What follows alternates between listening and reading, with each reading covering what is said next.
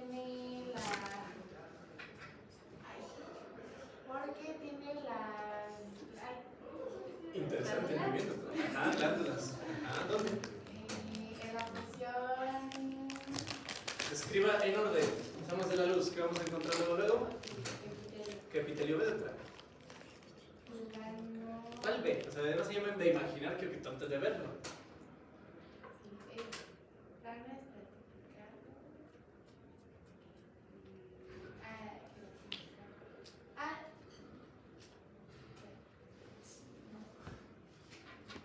Interesante.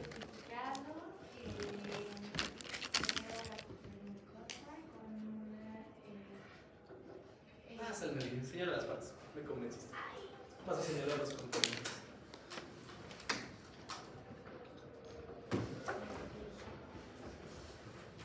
Se observa un epitelio plano estratificado en la parte mucosa, que sería todo esto.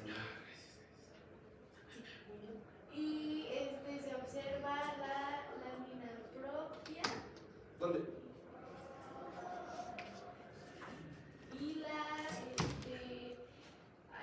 Y la muscular de la mucosa. Y luego observamos la capa de mucosa con vasos. ¿Cuáles vasos? ¿Cuáles glándulas? Mucosas o serosas. ¿Qué opinas? Mucosas. ¿Por qué? Bueno, yo aquí diría que sería mixta con corazón y mucosa. ¿Por qué? Porque podemos observar que están pálidas y alrededor tienen una ligera masa de pelos. Ok, ¿qué más? ¿Cómo se llama el plexo? Submucoso, el que está ahí. ¿Cuál es el epónimo? ¿Plexo de quién? ¿Qué encontrarías en la submucosa? Son nervios, el plexo de. ¿Y los más? Está bien, está bien. Bueno, cállense otra vez. Ahora sí. ¿Y el otro plexo? El que está en la muscular, ¿cuál sería? No hablen, piensen uno más.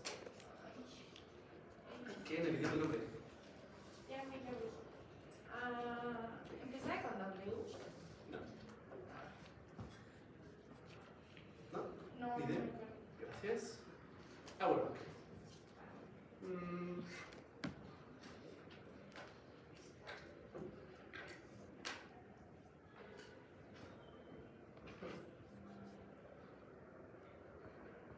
Por el miedo, ¿qué quieren que te pregunte? Sacan güeyes, no me matan. De nada me sirve. No me va a ver.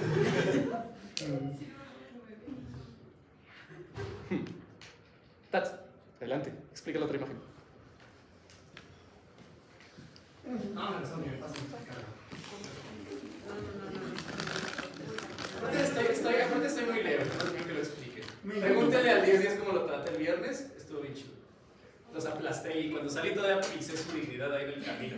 Y terminan llorando, dramáticos. Adelante, no sé explicar. Estuvo bien chido. Vamos, inténtalo, hasta donde puedas. Tengo que evaluar hasta dónde pueden explicar, pues justo es la idea. Inténtalo.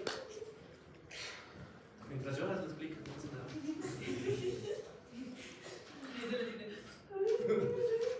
Adelante. ¿Cómo explicas imágenes? Fotomicrografía de campo claro. No sé qué tinción es. ¿Por qué piensa que tinciones? ¿Sabes? Morado y rosa. ¿Cuál sería? No digan los demás. Quiero saber hasta dónde pueden reconocer. ¿Qué tinción sería? Morado y rosa. HY. Aunque se vea más oscuro, sigue siendo HY. Siempre. ¿Va? Continúa. ¿Qué estamos viendo? Eso. ¿Por qué? ¿Por qué tiene eso? ¿Qué es eso? No sé. ¿Cómo sabes que es eso, Bárbara, entonces? Porque lo explicó la clase. Pero no te acuerdas qué es. ¿Qué es esa bolita que está ahí oscura? Ajá. Folículo. Folículo, ok. Primario o secundario. ¿Qué es lo más probable? Piensa. En un adulto, ¿qué es lo más probable? Primaria. Ok, ¿por qué primario? ¿Te acuerdas o no? Hay más grasa. Más grasa. Ok, ¿qué hay abajo del folículo? Músculo. Va. ¿Y arriba del folículo qué encuentras hacia la luz? Epitelio. Epitelio. ¿Qué epitelio sería? Plano estratificado. Queratinado. Queratinizado. Ok, listo, gracias. Bueno, esófago para todos, no se les olvide, es plano estratificado, no queratinizado. Ok. Y bueno, el folículo es secundario, lo más común que tengamos folículos ya activos. Tenemos que repasar otra vez las capas. Acuérdense, hasta hicimos un esquemita del tubo digestivo. La mucosa tenía tres componentes: epitelio, lámina propia, muscular de la mucosa. Luego sigue la submucosa, que tiene glándulas, vasos sanguíneos. Aquí no se alcanzan a apreciar, uno que otro por ahí chiquitillo, pero sí, ¿va? ¿Qué seguiría? Aquí ya no se ve, la muscular. Acá sí se ve, por ejemplo. Entonces vean, epitelio, lámina propia con un folículo, que es GALT, muscular de la mucosa, submucosa, estos son glándulas, sería esto, y este es su conducto, es el conducto de las glándulas esofágicas. ¿Sí? No entendí muy bien lo de la lámina propia. ¿Cuál es su función? La lámina propia es la membrana basal, nada más que así se le llama en las vísceras. En el tubo digestivo y vía respiratoria le decimos lámina propia. Y la función es justo mantener el epitelio, darle nutrientes. Es como su máquina de cosas. Algo así. Ajá. Y ahí tendríamos la capa, salud, muscular externa. Se dividía en dos, ¿se acuerdan cuál y cuál? Circular y longitudinal. Muy bien, y hasta afuera podemos tener de dos opciones: oseosa o adventicia. Ahí hicimos el esquemita, acuérdense. Hasta ahí nos quedamos, hasta esa diapositiva, si mal no recuerdo. Y hay un esquema ahí del esófago y el estómago, se está cortado y se abrió. ¿Sí? Vean que se ve más oscuro, el esófago o el estómago. El estómago está más oscuro. Arriba está el esófago como más claro. ¿Sí?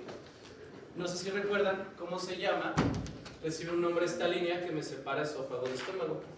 Línea Z, porque es de zigzag. ¿Sí? Entonces la línea Z es mi límite. Y ahí ocurre un cambio de un epitelio a otro. ¿Cómo le digo eso? Transición de epitelios, ¿no? O epitelio de transición, no transicional. Y aquí vamos a recordar, ¿cuál quedamos que es el esófago? ¿De qué es el epitelio? Plano estratificado. No queratinizado. De aquí en adelante va a ser más sencillo.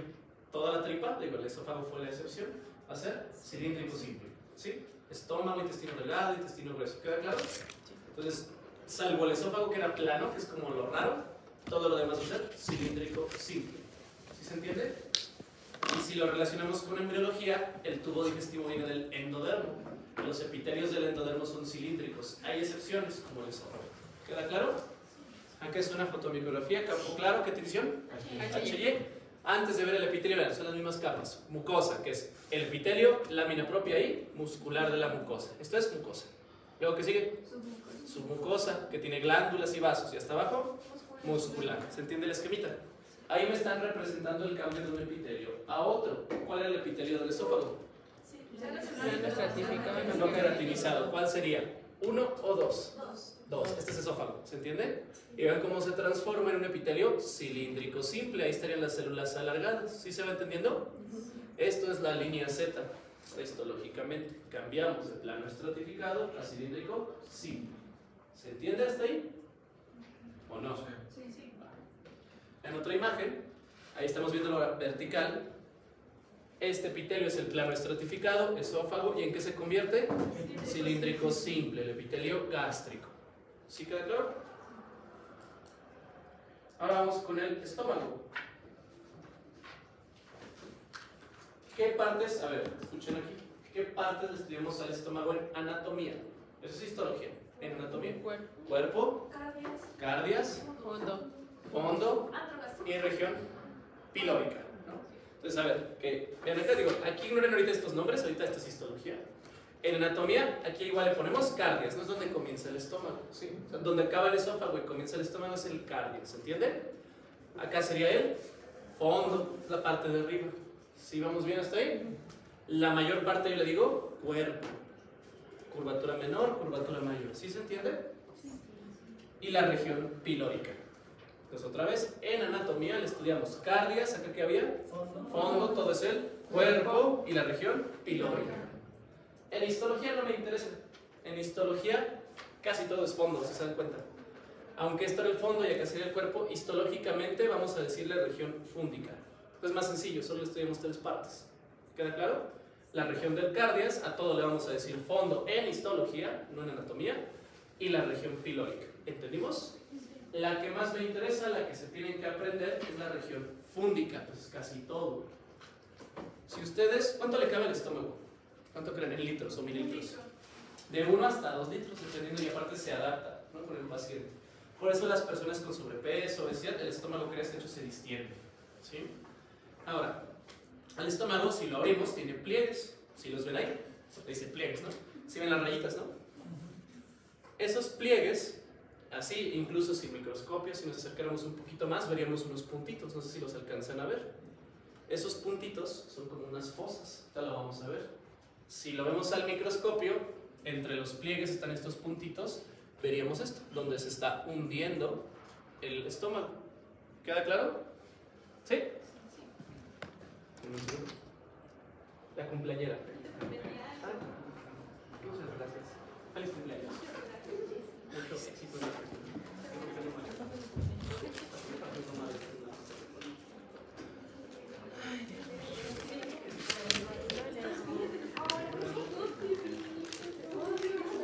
No sé si te faltó y te escribió. La macho, la pasé.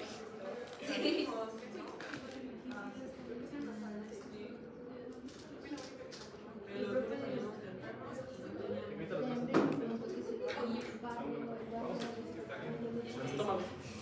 De hecho, eso lo vamos a ver.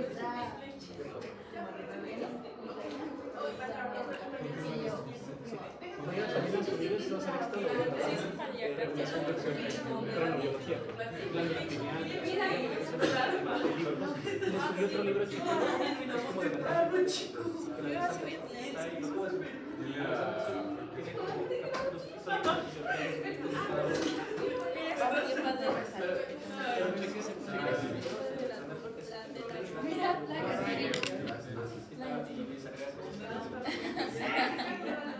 Sí, sí, soy. Esa fue la de. Aparte fue cumpleaños de ella y me dio pastel, pero bueno. Salud.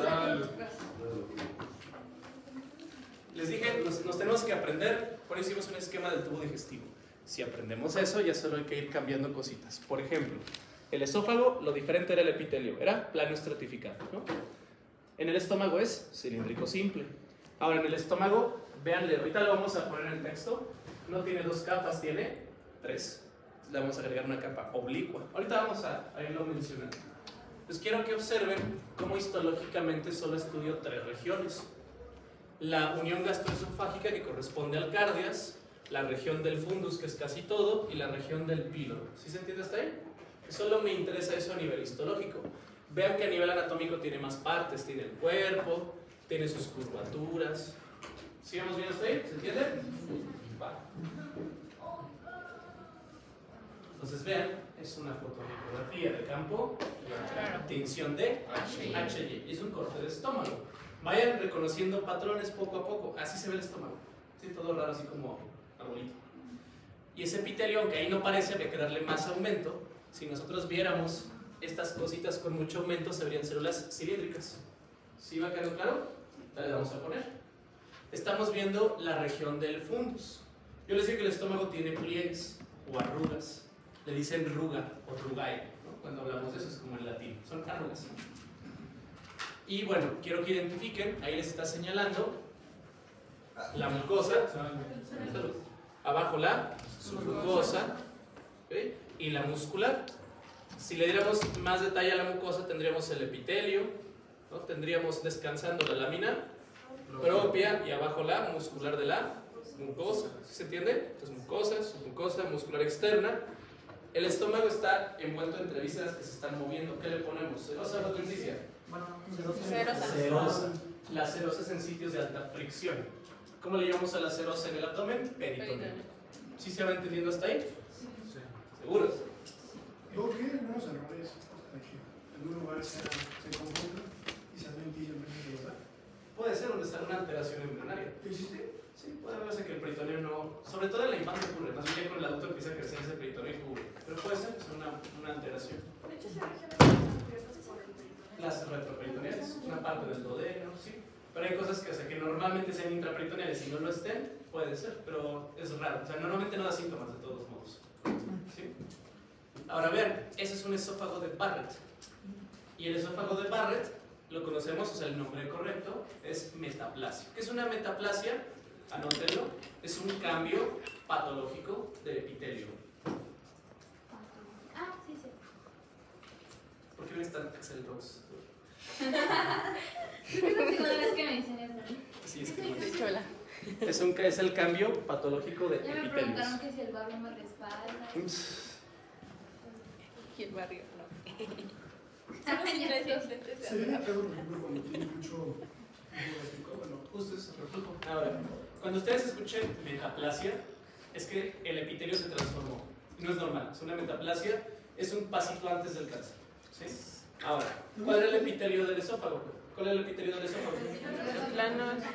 Plano estratificado no ¿Sí? jerarquizado. Ahora, esto ocurre, el esófago de Barrett, cuando el estómago le empieza a mandar ácido. A eso le llamamos reflujo gastroesofágico. ¿Se entiende hasta ahí? El esófago no está hecho para aguantar el ácido. El epitelio plano estratificado no aguanta el ácido. ¿Cuál va a ser el mecanismo de defensa con los meses y los años? Se va a transformar en uno cilíndrico. ¿Sí queda claro? Por eso el intestino es cilíndrico. Por eso se le llama metaplasia intestinal. O sea, se convirtió en un epitelio de tipo intestinal. ¿Entendemos? Cuando ella cambió, ella está a un pasito del cáncer, ¿no? Entonces vean, al tomar la muestra se hace una biopsia. Esta es una representación, una endoscopía normal, ¿no? Cuando ya está quemada por ácido. Aquí se ve ya en la vida real cuando se hace la endoscopía. ¿Que ¿Han visto cómo se hace una endoscopía? ¿Alguna vez han estado en una endoscopía o han visto a algún familiar o algo así? Es Al como si paciente. toman una consulta con una cámara. Puede, sí, o sea, pero primero acomodan al paciente de lado, él está despierto, le ponen como spray para anestesiar solo la boca y meten un tubo completo hasta atrás, ¿no? Le va a incomodar, pero no le va a doler, o sea, más bien va a doler en la boca, por eso le ponen anestesia así como spray solo en la boca.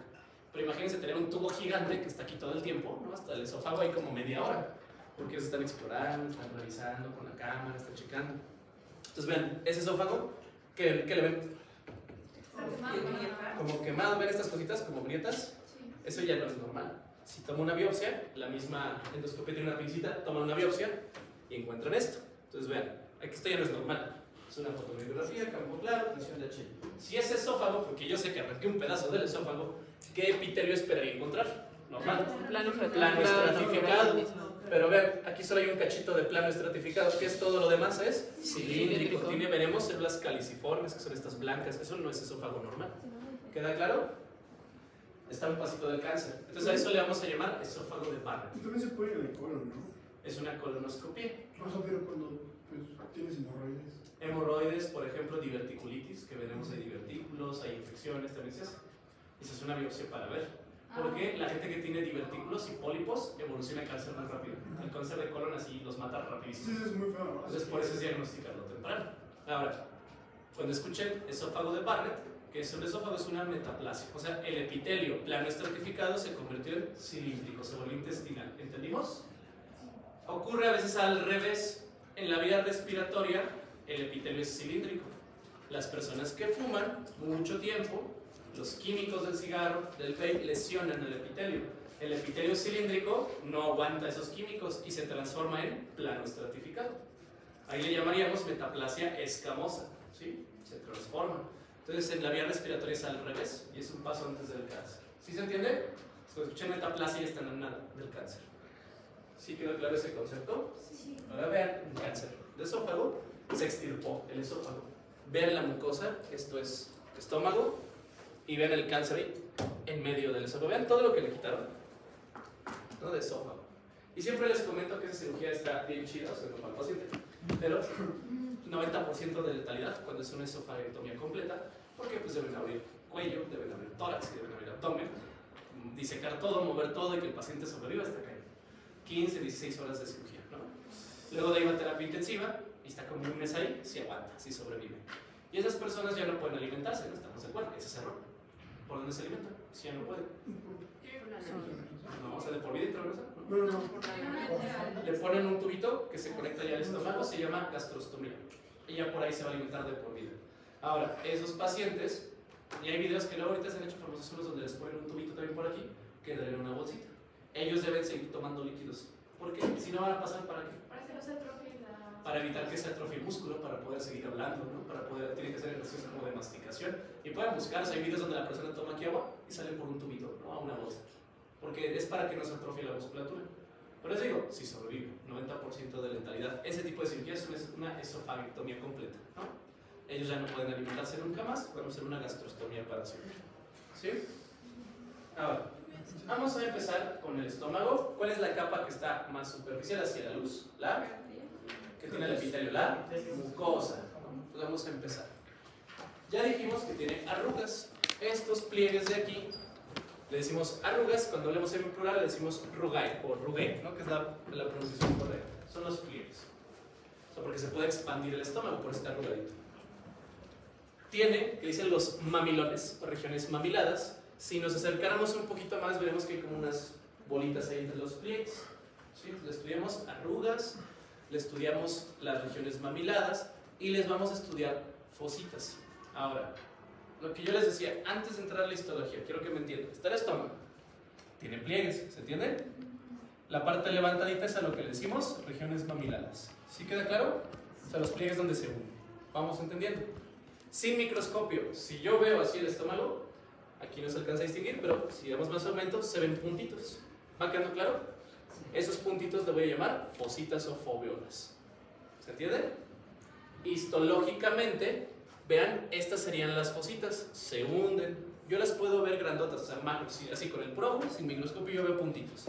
A eso le digo fositas o foveolas. Si yo lo veo al microscopio, vería dónde se están hundiendo. Adentro de las fositas vamos a tener glándulas. ¿Más o menos? ¿Se va entendiendo? ¿Sí? Y las arrugas son las que se ven desde la distancia. Exacto. Todo esto se ve desde la distancia. Las arrugas, las regiones mamiladas, que es donde sube, y las fositas. Ahorita regreso a esta diapositiva. Primero, antes del texto, quiero que vean la imagen. Yo veo un hoyito así en el microscopio. Si lo viera al microscopio, ese hoyito estaría aquí en la fosita. ¿Sí se entiende? Y va. Entonces, en la fosita que voy a tener glándulas. ¿Se entiende? O sea, las glándulas están adentro.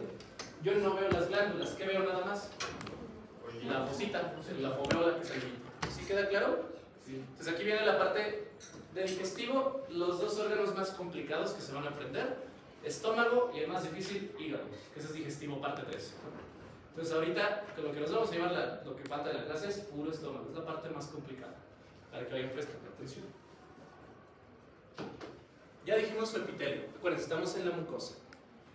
Tiene muchos tipos de células. Las células que están tapizando al estómago le llamamos mucosas superficiales.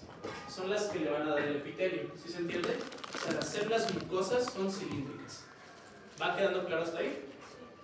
Tienen mucina o tienen moco. Entonces, ese moco tiene azúcares. ¿Con qué tensión lo podría ver bien? Paz. Con paz. ¿Por qué producen moco? ¿Para qué producimos moco en el estómago? Del ácido, para que no lo queme. Entonces, siempre van, por eso se llaman células mucosas. Siempre están produciendo moco. Vean este esquemita que les decía. Esto es lo que yo veo macroscópicamente, las foveolas o fositas. Adentro van a tener glándulas. ¿Sí queda claro? Sí. Acá arriba van a estar las primeras células, las cilíndricas. ¿Sí se entiende? Y producen moco o mucina, ¿no? Todo eso va a proteger del ácido. Quiere decir que si yo destruyo esas células, ya no hay moco y el ácido empieza a quemar. ¿Se entiende hasta ahí? ¿Sí? Abajo del moco, luego en las células, digo, esto es más teórico, se ve con microscopía electrónica. Vamos a ver el aparato de Golgi y el retículo endoplásmico. Esto, el moco gástrico, lo que nos protege.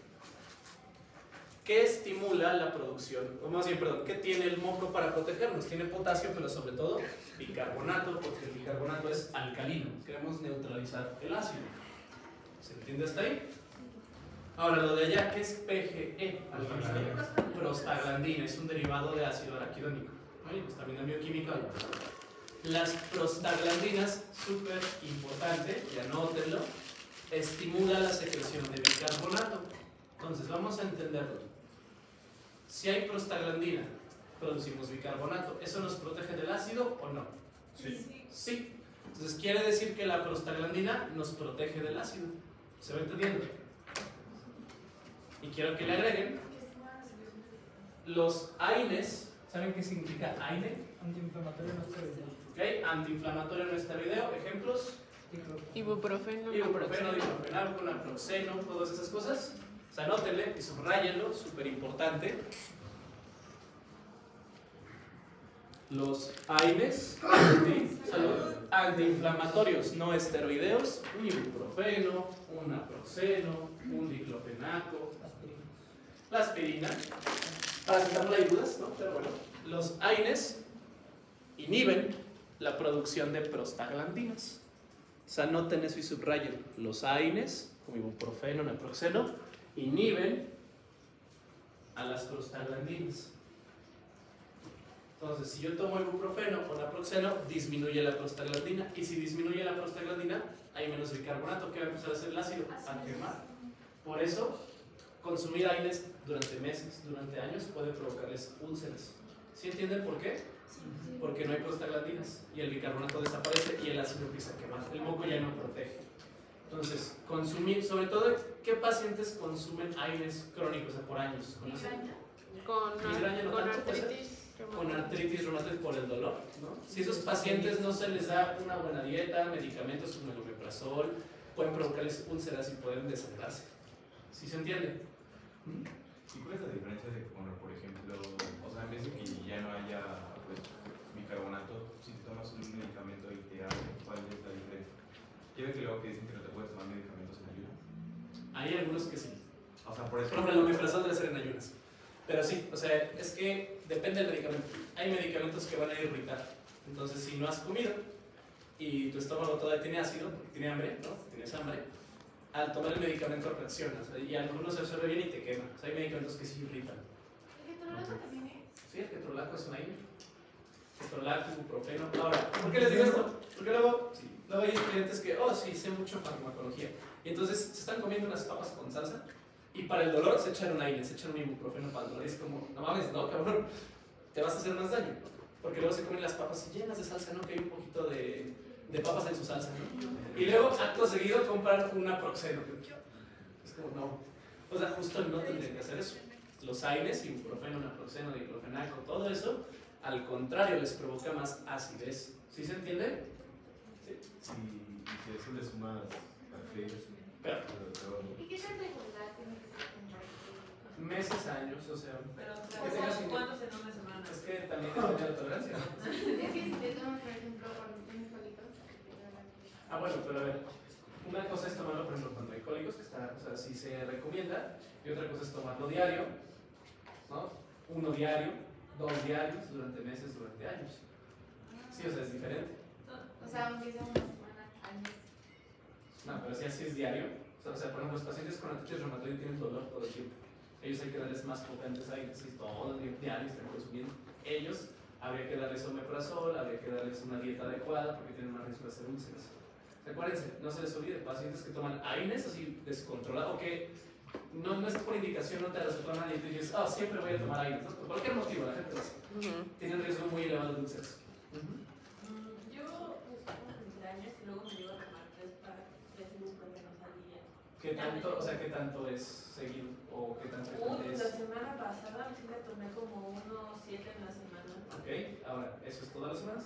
No. Entonces ahí está, o sea, más bien es con situaciones específicas no pasa nada. Pero pues, o sea, coman, ¿no? O tomen algo igual que no se esté como en ayuno tanto tiempo, pero no pasa nada, o sea, más bien es psicovigilar. ¿Sí?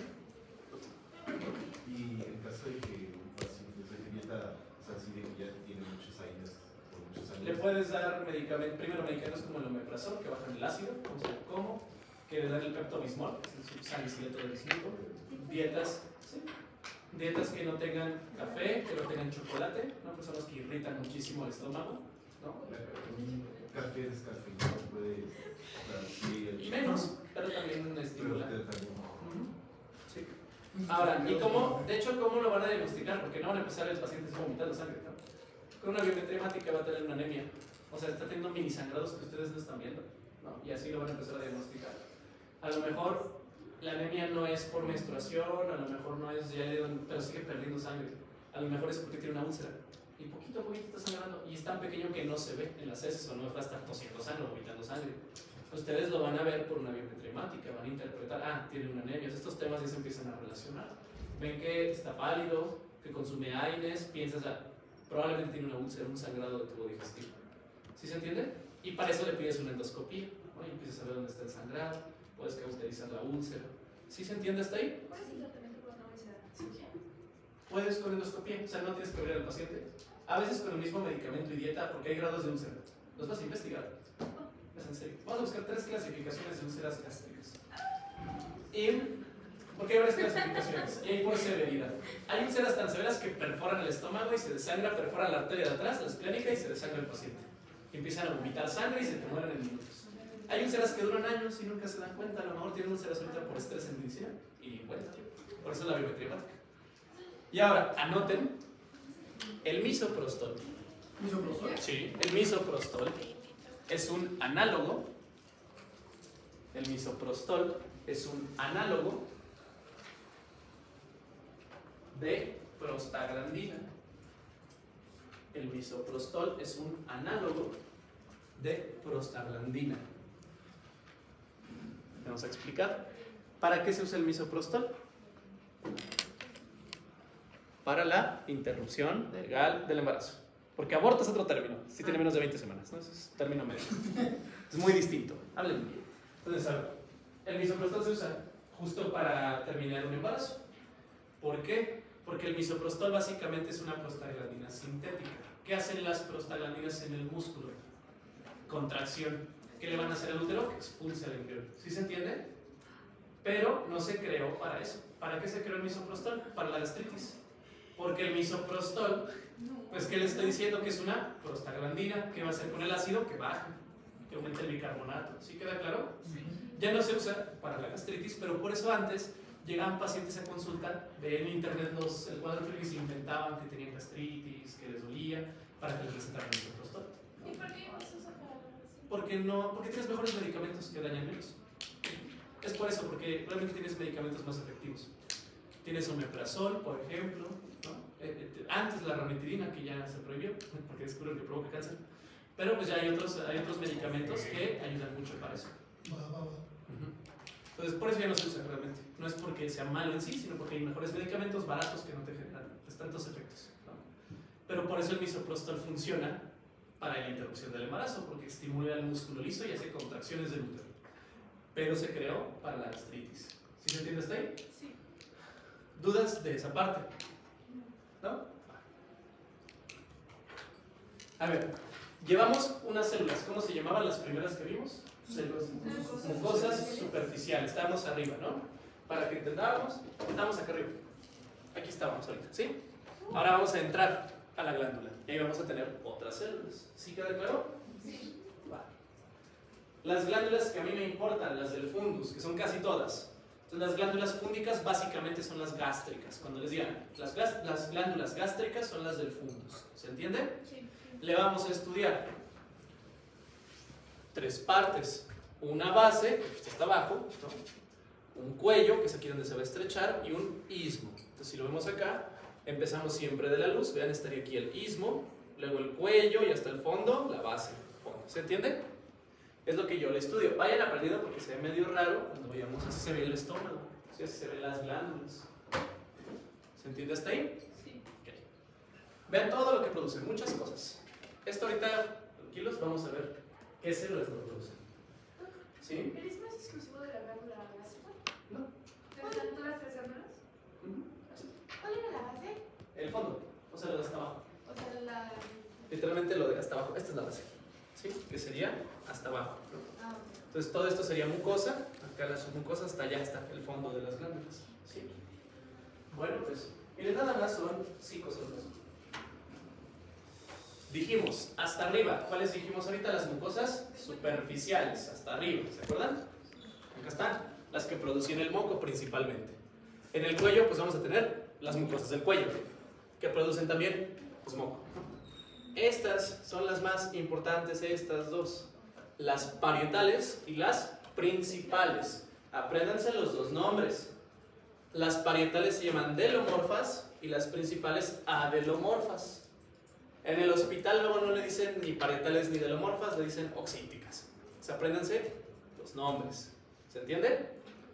Estas producen hormonas. Lo voy a mencionar nada más, es más para fisiología el otro año, producen hormonas. Y como siempre, para regenerar las células debemos tener células madre. ¿Sí se entendió hasta ahí? Sí. Vamos a describirlas. Entonces vean, es otro esquemita para entender, ¿no? Acá arriba teníamos las mucosas superficiales, ¿no? Puede ser cardias, puede ser fundus. Y vean, le vamos a estudiar istmo, que es la zona superficial, luego el cuello y luego la base, que es la zona profunda. Y ahí vamos a tener todos los tipos de células. ¿Sí queda claro? Vean, así se ve el estómago. Fotomicrografía de campo claro, ¿qué tensión es? HY, corte de estómago. Estas células, o sea, es imaginarlo, ¿no? Están sus núcleos, son largas. Entonces un epitelio cilíndrico simple. ¿Sí se va entendiendo?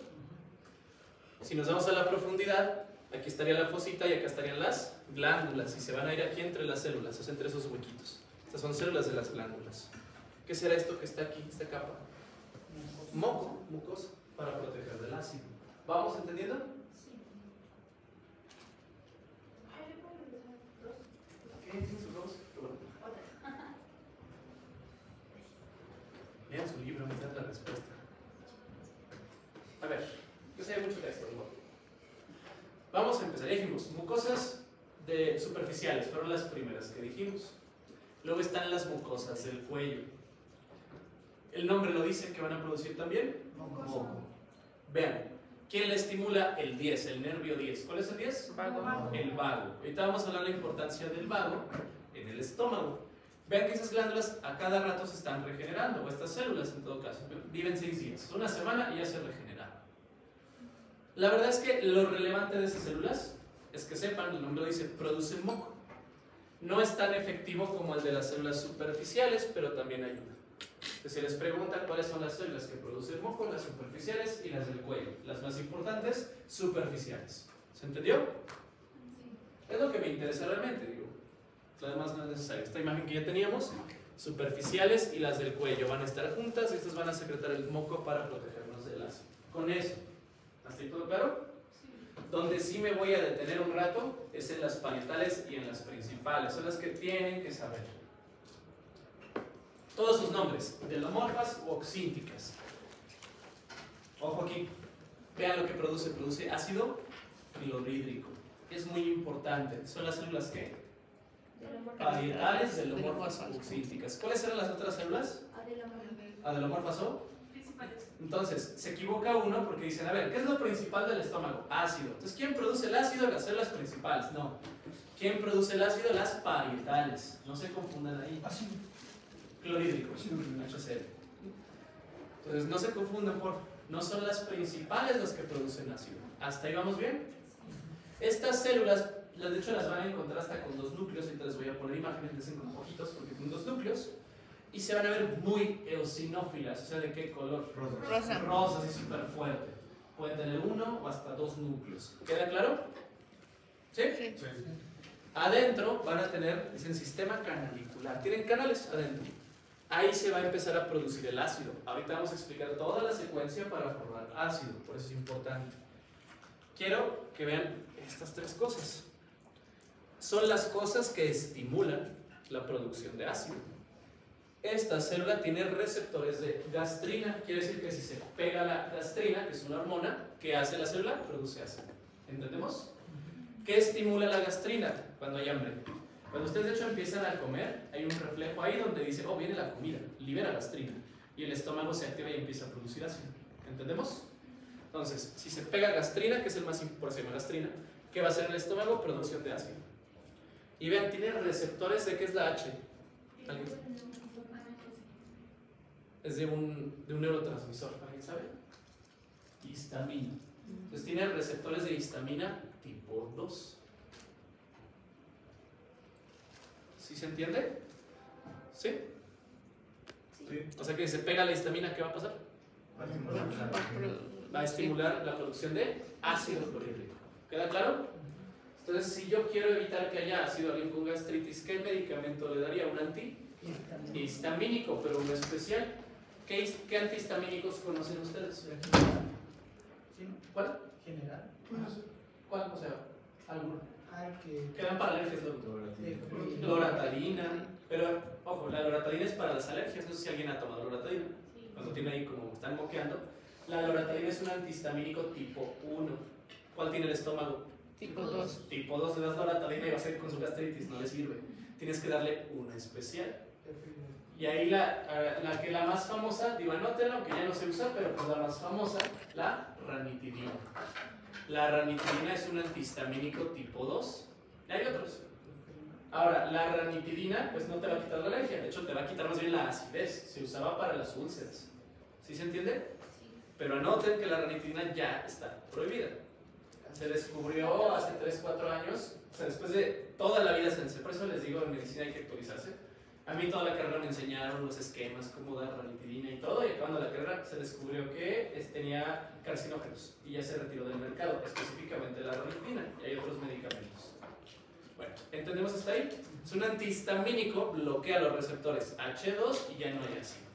Ahora, también la célula tiene receptores M3, ¿de qué es la M? ¿Cuáles son los receptores de la acetilcolina? Hay de dos tipos. ¿Alguien sabe? Anótalo, que no se les olvide. La acetilcolina tiene dos receptores: nicotínicos, que son los del músculo, y muscarínicos, por eso la M. Entonces, cuando vean receptores M3, ¿qué hormona o qué neurotransmisor se pega ahí? Acetilcolina. Entonces, nicotínicos y muscarínicos. Y el otro año en farmacología verán que hay M1, M2, M3. Nicotínicos son del músculo exclusivamente, no me interesa ahorita el músculo, y los muscarínicos. ¿Son receptores de quién? De la De la acetilcolina. O sea, la acetilcolina se pega a esos receptores. ¿Entendimos? En este caso, para el estómago, ¿cuáles me interesan? Los M3, o sea, muscarínicos tipo 3. ¿Se entiende hasta ahí? O sea, la acetilcolina estimula esos receptores y ¿qué hace la célula parietal? Produce ácido. ¿Cuál es el nervio craneal que llega al estómago? El vago, el 10. El vago es parasimpático y el sistema parasimpático siempre libera acetilcolina. Entonces quiero que entendamos lo que les acabo de decir. Si yo estimulo el nervio vago, ¿qué va a hacer esta célula? Produce ácido. ¿Sí se entiende? Entonces quiero que anoten también, anoten ya en casos refractarios. Refractario no me refiero al tope. Refractarios que no responden. En casos refractarios a tratamiento, cuando escuchan refractario a tratamiento es que no responde. En casos refractarios a tratamiento de la gastritis o reflujo, es una gastritis marca diablo que no responde. De la gastritis o reflujo se puede emplear la vaguectomía. ¿Qué será eso? Es cuando te meten en una cámara de oxígeno. No, vaguectomía, piensa. Vale. Vaguectomía, cortar el vago, la rama que va al estómago. Entonces cortan el vago. ¿Por qué? ¿Cuál es la lógica? A ver, ¿por qué le corté un pedazo del vago? Si quito el vago, ¿qué deja de producirse? Acetilcolina, no se une al receptor y disminuye el ácido. No, vaguectomía, quitar el vago. No lo haces normal, o sea, no es como, oh, tengo gastritis, te voy a abrir el estómago y te voy a cortar el vago, no. Es de emergencia, o sea, si ya le diste omeprazol, ya hizo cambios de dieta y has visto que sí, o sea, ya le diste todo y aún así sigue produciendo ácido, es de los últimos casos, no lo haces, o sea, no vas a andar cortándole el vago a los pacientes por ahí, ¿no? Es de lo último que haces. ¿Sí? Para bajar un poco la acidez o el reflujo puedes consumir lácteos. Sí, aunque es que también, ya verán que hay tipos de reflujo. El que más conocemos es el ácido, ahí sí te puede ayudar el lácteo, pero hay reflujo alcalino. Y ahí el problema no está en el estómago, es el duodeno el que se vuelve loco y empieza a mandar arriba y de hecho hasta barre el ácido del estómago y te genera quemaduras por alcalinos. Entonces habría que ver el tipo de reflujo. Ahí haces una prueba que es medio incómoda, le pides al paciente que trague como una cápsula, con una cuerdita, con un hilo, y ese toda la noche, ahí lo vas a con el hilo circulando. Y esa cosa es un pHímetro, mide el pH toda la noche y ve si el paciente tiene reflujo ácido o reflujo alcalino. Y ya dependiendo también es el tratamiento. Puedes más bien quitarle los ácidos, puedes darle lácteos, por ejemplo, pero luego los lácteos provocan diarrea y te generan los problemas. Entonces, no es tan sencillo. Pero, por ejemplo, para una sencillita, sí. Puedes tratarlo, sí. Vamos entendiendo hasta aquí. Sí, sí, no tiene otra que y digamos no se trata. O sea, bueno, tiene Vale, tiene tratamiento. cáncer de esófago. O sea, tiene tratamiento, pero pues sigue con el problema de reflujo. Hay que ver por qué. A veces, cuando es de nacimiento, puede ser una hernia que nació con el diafragma ahí medio abierto y el estómago pues, se aplastó una hernia y ya tal, ¿no? Ahí, por ejemplo, tienes que encontrar la causa, ¿no? Ahí la operas. O que ahorita les vamos a poner Helicobacter pylori, una bacteria que les da antibiótico. Ahorita vamos a ver, o sea, depende, más bien tienes que ver cuál es la causa. Si no la encuentras, pues ya debes hacer una valectomía, ¿no? Pero más bien debes buscar por qué tiene reflujo, ¿sí? Ahora vean cuánto viven estas células. Un chingo, ¿no? Viven a 200 días. ¿Sí entendimos hasta ahí? ¿Dudas? Hey. ¿Dónde se producía el ácido? ¿En qué parte? Son las glándulas, en las células parietales. Y había como unas Tienen canalículos, ahorita lo vamos a explicar, porque tengo que explicarles el mecanismo. Primero les explico esa imagen, les doy un descanso para que les file la ardilla y regresamos. Ahora vean, es una fotomicrografía de campo claro. Y vean, o sea, a pesar de todo sigue siendo la misma tensión, es HY, mucho aumento. ¿Cómo se veían las células parietales? Muy eosinófilas, son estas de aquí. Estas se ven más basófilas, diferentes son estas. ¿Sí se entiende? Sí. ¿Sí? Y también, nada más esta imagen, algunas, como esta que está en medio, que va a tener dos núcleos, que tienen sus ojitos, ¿no? Entonces también las puedes ver. Ah, ya puede ir. Ahí. Bueno, vamos a descansar. Los veo en 5 minutos. Descanso. Pues bueno, un minuto.